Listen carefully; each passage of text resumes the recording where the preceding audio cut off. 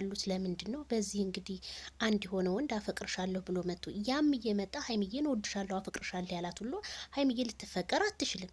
ሲጀመር ብሩኬ አቋም ሊኖረው ይገባል። አንድ ቀን እንኳን ቀለበት አደርግልሻለሁ ብሎ ቃል የገባላት ቦታ አላየንም። ዝም ብሎ እየነገደባት ነው። ወደዳችሁም ጠላችሁም። አንዳንድ አሽቃባጮች ሀይሚዬን የምትሳደቡ አላችሁ። ሀይሚዬ ምን ታርጋችሁ?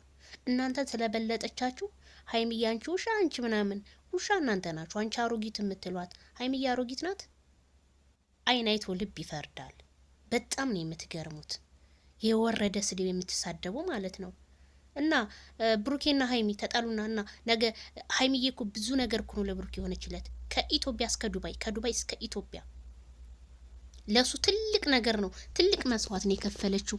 እና ማንም እየተንዘላዘለ እየመጣ አፈቅርሻለሁ እወድሻለሁ ቢላት ሀይሚዬ የማንም ዝንብ ማረፊያ ናት እንዴ? ሀይሚ ፋራ ትመስላችኋለች እንዴ? ይሄን ሁለት ቀን ሀይሚ እንደዚህ ናት እያላችሁ በተለያየ ቪዲዮ እየሰራችሁ እሷን ለማስጠላት የማትሞክሩት የለም።